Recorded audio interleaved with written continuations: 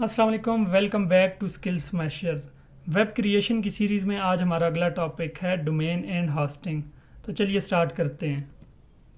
Domain और hosting को समझने से पहले आप दो चीज़ें अपने जहन में बिठा लें कि डोमेन आपकी वेबसाइट का एड्रेस होता है जिसको यूज़ करते हुए कोई भी आपकी वेबसाइट पर आता है, और होस्टिंग आपकी वेबसाइट के लिए स्पेस होती है जहाँ पे आपका डेटा या आपका कंटेंट स्टोर होता है।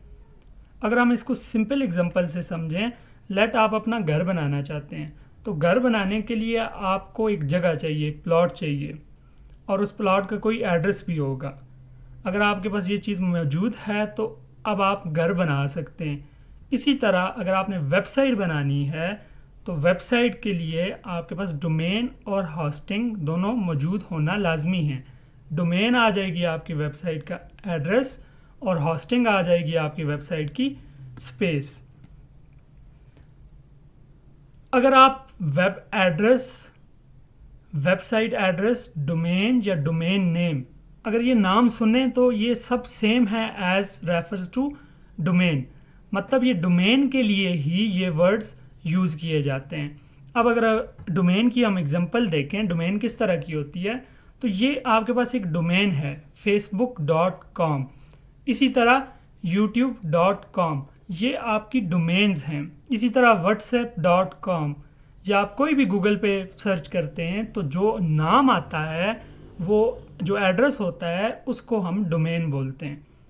अब डोमेन से रिलेटेड एक कॉन्सेप्ट है कि ये हमारे पास facebook.com है और यहाँ पे लिखा हुआ है www.facebook.com। तो क्या ये दोनों सेम चीज़ें हैं? यहाँ पे एक क्वेश्चन आता है। जी बिल्कुल, ये सेम चीज़ें हैं। ये इसी तरह है कि लेट आप एक बंदे का नाम है अहमद और आप उसके साथ लगा दें मिस्टर अहमद, तो क्या ये दो डिफरेंट अलग पर्सन हो जाएंगे? नहीं, ऐसा नहीं है। ये सिर्फ जो है वो एक प्रोफेशनल वे है, जैसे आपने अहमद की जगह मिस्टर अहमद लिख दिया और ये आपने सिंपल अहमद लिख दिया। तो ये www ये एक प्रोफेशनल वे है डोमेन को लिखने का।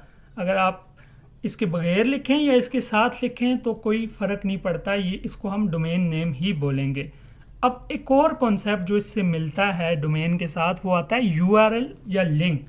अब URL या लिंक की ये एक एग्जांपल है, जैसे मैंने लिखा हुआ है facebook.com/दानिश अल्ताफ़।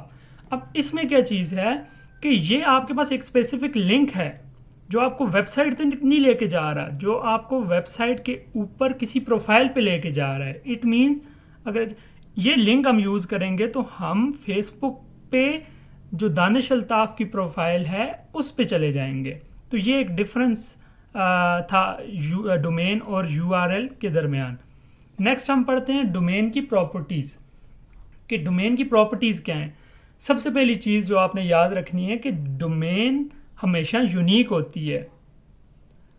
दो बंदे एक जगह को जैसे नहीं खरीद सकते, इसी तरह दो लोग एक डोमेन को नहीं खरीद सकते। डोमेन हमेशा यूनिक होती है। अब दूसरी प्रॉपर्टी क्या है जी? Registered are your name. और डोमेन आपको, जैसे आपको एक जगह खरीदनी पड़ती है आपके नाम पे होती है, इसी तरह आपको डोमेन खरीदनी पड़ती है, वो भी प्रॉपर आपके नाम पे रजिस्टर्ड होती है। कल आप उसको उस पर अपनी वेबसाइट बना सकते हैं, कल आप उसको सेल कर सकते हैं। अब डोमेन की जो तीसरी प्रॉपर्टी है वो है फर्स्ट कम फर्स्ट सर्व। जो बंदा उस डोमेन नेम को पहले खरीद लेगा, अब वो डोमेन उसकी प्रॉपर्टी हो जाएगी, वो कोई दूसरा नहीं खरीद सकता। हाँ, वो कल उसको सेल कर सकता है। Domain should resembles a brand. अब एक चीज़ आपने याद रखनी है, जब आप अपनी डोमेन खरीदेंगे तो आपने डोमेन का नाम कुछ ऐसा रखना है कि कल अगर आपका जो स्टोर है, आपकी वेबसाइट एक्सपेंड हो जाती है तो आप उसको ब्रांड भी बना सकें। और डोमेन नेम ऐसा होना चाहिए जिसको आप जो है वो जिसको पर्सन आराम से याद रख सकें, ईजी टू रिमेंबर होना चाहिए। सॉरी, यहाँ पे एक मिस्टेक है, मैं ठीक कर देता हूँ। Okay, domain name should be easy to remember, के आसानी से बोला जा सके। नेक्स्ट आपके पास जो चीज़ आती है वो डोमेन एक्सटेंशंस। अब डोमेन एक्सटेंशंस क्या हैं? एक्सटेंशन किसी भी चीज़ को बढ़ाना। अगर आप अपनी डोमेन को बढ़ा देते हो, जैसे फेसबुक के आगे एक लगा हुआ है .com, अब आपने और बहुत सारी चीज़ें देखी होंगी, .org भी होता है, .pk भी होता है। अब ये किस लिए हैं? अब जो .com है वो कमर्शियल वेबसाइट के लिए है जो पूरी दुनिया में हो सकती हैं। .com ये बहुत ज़्यादा लोग जो है वो .com खरीदते हैं, ठीक है, क्योंकि ये अफेक्ट करता है कई जगह पे। अब .org यूज़ होता है आपके पास नॉन प्रॉफिटेबल ऑर्गेनाइजेशंस के लिए। अगर गवर्नमेंट की कोई ऑर्गेनाइजेशन है तो वो .org यूज़ कर रही होगी। फिर पीके यूज़ होता है कि जी ऐसी वेबसाइट के लिए जो पाकिस्तान के अंदर हैं, ये पाकिस्तान के लिए एक्सटेंशन है। .au यूज़ होता है ऑस्ट्रेलिया के लिए। अब जो .com है, .pk है, ये वेबसाइट मतलब पाकिस्तान के अंदर भी होगी और ये शायद पूरी दुनिया के अंदर भी हो, ऐसी वेबसाइट्स खरीदेंगी। और फिर .edu .pk, ये edu आ गया आपकी एजुकेशन के लिए और .us आ गया यूएस के लिए। सिंपली डोमेन एक्सटेंशंस को देखते हुए एक इंसान ये जज कर सकता है कि आपकी वेबसाइट किस तरह की होगी और वो वेबसाइट किस मुल्क के अंदर वर्क कर रही है। नेक्स्ट आपके पास आ गया होस्टिंग। अभी हमने पहले सीखा कि hosting is a space for your data, कि होस्टिंग आपकी जो है वो वेबसाइट पे जो कंटेंट होगा उसका डेटा होस्टिंग पे स्टोर होगा। तो होस्टिंग किस तरह की होती है जी? होस्टिंग ये किस तरह के सिस्टम्स होते हैं, इस तरह के कंप्यूटर्स होते हैं जो आपके डेटा को स्टोर कर रहे होते हैं। अब आप जहाँ से होस्टिंग ख़रीदते हैं वहाँ पे आपका डेटा स्टोर हो रहा होता है।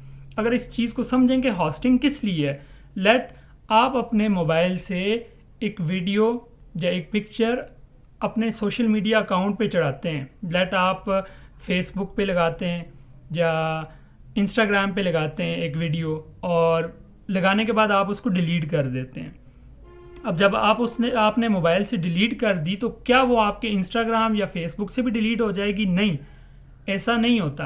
क्यों? क्योंकि वो बैकएंड पे इस तरह के सिस्टम्स में जहाँ से आपने होस्टिंग ली हुई है उस पर वो सेव हो रही होती हैं आपकी वेबसाइट के लिए और इंस्टाग्राम के लिए। अब इंस्टाग्राम की अपनी होस्टिंग है, फेसबुक की अपनी होस्टिंग है, तो आपका डेटा प्रॉपरली वहाँ पे स्टोर हो रहा होता है। और यहाँ पे हमारी डोमेन और होस्टिंग का लेक्चर ख़त्म होता है। अगर आपका कोई भी क्वेश्चन है तो वो आप कमेंट सेक्शन में पूछ सकते हैं। टिल देन टेक केयर, अल्लाह हाफिज़।